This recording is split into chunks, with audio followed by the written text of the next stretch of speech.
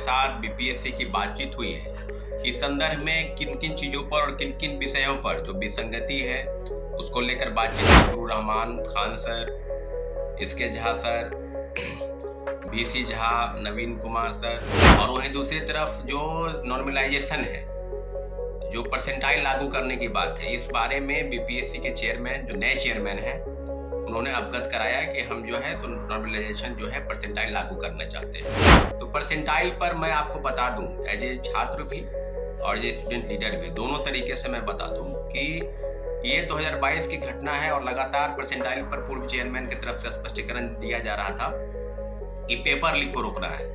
और हमारे पास paper leak पर एक सवाल था और पेपर लीक के साथ साथ परंतु बहुत बड़ा प्रोटेस्ट हुआ था। माननीय मुख्यमंत्री नीतीश कुमार जी के हस्तक्षेप के बाद इस मामले को शांत कराया गया और एक शिफ्ट में परीक्षा कराने की बात हुई जो पहले से ही होती आई है। तो मोटा मोटी जो बिंदु है, जिस बिंदु के साथ अब पूरी तरीके से हमने कहा था कि बीपीएससी चेयरमैन इस बात को वापस ले लीजिए, परसेंटाइल लागू नहीं होने देंगे। और परित उसी दिन दिल्ली में भी मुखर्जी नगर में लगभग 10,000 के आसपास छात्रों की बहुत बड़ा हुजूम इसके खिलाफ में। तो आज भी पेपर लीक हुआ, कौन सरगना है अभी तक आप उसको पकड़ नहीं पाए हैं। कभी पिंटू यादव, कभी एक IAS अधिकारी जो गुजरात का का है उसका नाम आता है, तो शिक्षक भी है, सेटर भी है, माफिया भी है। नमस्कार, मैं मनीष और आप देख रहे हैं बेधड़क बात। बीपीएससी 17वीं में नॉर्मलाइजेशन और परसेंटाइल मेथड को लेकर के छात्र नेता सौरभ बहुत आक्रोशित है।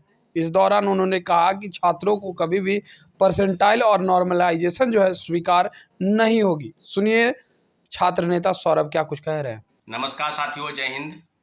अभी बात होगी जो शिक्षकों के साथ बीपीएससी की बातचीत हुई है, इस संदर्भ में किन किन चीज़ों पर और किन किन विषयों पर जो विसंगति है उसको लेकर बातचीत हुई है। और कल जो है सारी चीज़ों पर आपको मोटा मोटी जो जानकारी है उस बारे में आपको भी जानकारी हो गया होगा, परंतु जो विषय अभी है उस विषय को लेकर आपके समक्ष और जो समस्या है उसको लेकर छात्रों और युवाओं के ग्रीवांसेस को लेकर शिक्षकों के साथ, जिसमें गुरु रहमान खान सर, इसके झा सर, VC झा, नवीन कुमार सर और कई शिक्षकों को बुलाया गया था और शिक्षक गए भी थे। परंतु मोटा मोटी 7-8 जो मेन बिंदु हैं, जो मुख्य बिंदु हैं, उसको लेकर TRE 3 में रिजल्ट के प्रकाशन में 1 कैंडिडेट 1 रिजल्ट, डॉक्यूमेंट का वेरिफिकेशन रिजल्ट के प्रकाशन के पहले हो, एज रिलैक्सेशन का मुद्दा को लेकर, और वहीं दूसरी तरफ जो नॉर्मलाइजेशन है, जो परसेंटाइल लागू करने की बात है, इस बारे में बीपीएससी के चेयरमैन जो नए चेयरमैन हैं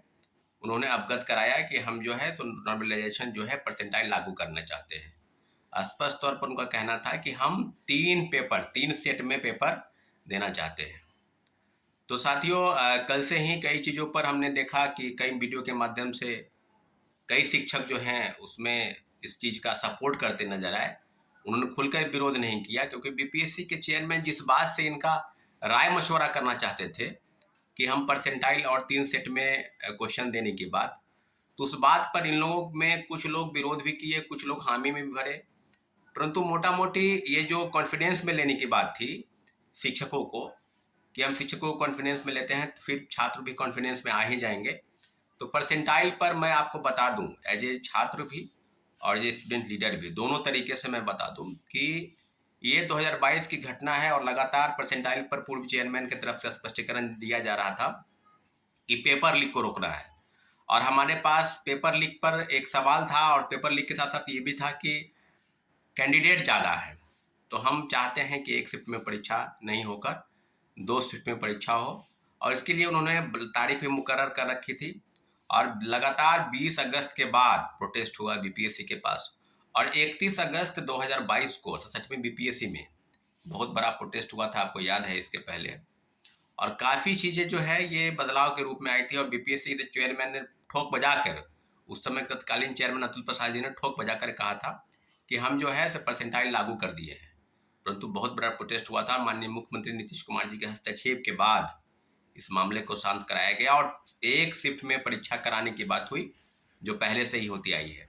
तो मोटा मोटी जो बिंदु है, जिस बिंदु की चर्चा हम करेंगे कि क्या बीपीएससी दोबारा परसेंटाइल लागू करने की बात, नॉर्मलाइजेशन लागू करने की बात कही जा रही है। जैसे ही क्वेश्चन का नेचर 150 से ऊपर चला जाएगा, कहने का मतलब 150 से ऊपर 300 या 450 यानी 3 सेट में अगर करने की बात है तो वैसे ही नॉर्मलाइजेशन परसेंटाइल सिस्टम जो है वो लागू हो जाएगा।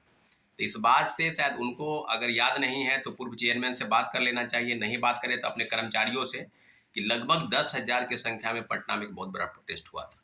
अब प्रोटेस्ट के तमाम वीडियो में देखिएगा तो हम लोगों की भूमिका उसमें अहम थी। हम लोगों ने बढ़ चढ़ कर इस समस्या का समाधान निकालने के लिए, और बीपीएससी के चेयरमैन, छात्र नेता गिरफ्तारी के बाद हम भी बीपीएससी के चेयरमैन से मुलाकात करने गए थे बीपीएससी के अंदर, और अपने छात्रों के साथ, अपने सहयोगी के साथ अब पूरी तरीके से हमने कहा था कि बीपीएससी चेयरमैन इस बात को वापस ले लीजिए, परसेंटाइल लागू नहीं होने देंगे।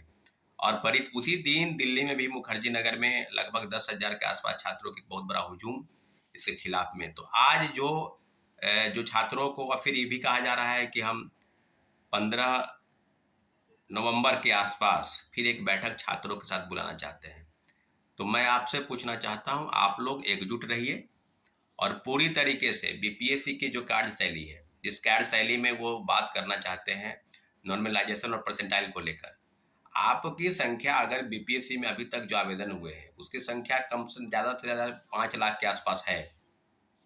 अगर आप चाहते हैं कि अलग अलग जिलों में अलग अलग सेट हो, अलग अलग तरीके से, तो हम लोग स्पष्ट तौर पर यह कहना चाहते हैं कि बीपीएससी द्वारा आयोजित 1 शिफ्ट और 1 सेट एक परीक्षा है, और पहले की तरह जिस प्रकार से बीपीएससी पहले की तरह आयोजित करती आ रही है उसी तरीके का परीक्षा हम लोग चाहते हैं कि आयोजित हो, और किसी भी प्रकार से इफ वट की संशय की स्थिति में नहीं हो। इसलिए छात्रों और अभ्यर्थियों को एक आवाज़ है, एक आह्वान कर रहे हैं इस वीडियो के माध्यम से कि आप लोग एकजुट रहिए और पूरी तरीके से बीपीएससी की इस कार्यशैली पर, जहां बड़े पैमाने पर धांधली और भ्रष्टाचार के संकेत मिलेंगे जैसे परसेंटाइल लागू होगा, उस विषय पर हम लोग को एकजुट रहना है। और 2022 में जो प्रोटेस्ट हुआ था, अगर बीपीएससी नहीं मानती है, एक सुर में अगली जो बैठक होगी उसमें सीधे कहना है हम लोगों को एकजुट होकर कि हम लोग एक शिफ्ट में परीक्षा चाहते हैं, और एक से ज़्यादा शिफ्ट में जैसे ही परीक्षा होगी तो वहाँ नॉर्मलाइजेशन और परसेंटाइल सिस्टम लागू हो जाएगा। किसका होगा किसका नहीं होगा ये कहना बहुत मुश्किल है। इसलिए छात्रों अभ्यर्थियों आप सबसे कि बीपीएससी ने कई समस्याओं का पेपर लीक में आपको रोकना है तो आप रोक नहीं पाए। पेपर लीक लगातार बीपीएससी में हुआ, 67वें 66वें पेपर लीक हुआ, 67वें पेपर लीक हुआ। कौन सरगना है अभी तक आप उसको पकड़ नहीं पाए हैं। कभी पिंटू यादव, कभी एक आईएएस अधिकारी जो गुजरात कैडर का है उसका नाम आता है, तो शिक्षक भी है, सेटर भी है, माफिया भी है। दूसरी तरीके से कहा जाए तो बीपीएससी की उच्च कार्यशैली पर, जहां पर बीपीएससी खुद को पाक साफ बताना चाहती है, शिक्षकों को कॉन्फिडेंस में लेना चाहती है ताकि छात्र भी हमारे पक्ष में आ जाए, तो किसी भी हाल में हम बीपीएससी चेयरमैन को आगाह करते हैं कि नॉर्मलाइजेशन और परसेंटाइल सिस्टम, एक से ज़्यादा शिफ्ट में परीक्षा कराने की जो आपकी पद्धति है, रणनीति है, उसमें आपको सफलता नहीं मिलेगी।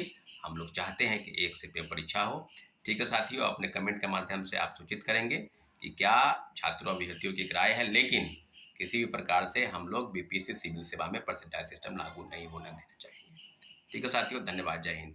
तो आपने सुना छात्र नेता सौरभ को। सौरभ सीधे तौर पे ये कहते हुए नजर आ रहे हैं कि बीपीएससी 17वीं में कभी भी हम लोग नॉर्मलाइजेशन और परसेंटाइल मेथड को स्वीकार नहीं करेंगे। फिलहाल इस खबर में इतना ही। धन्यवाद।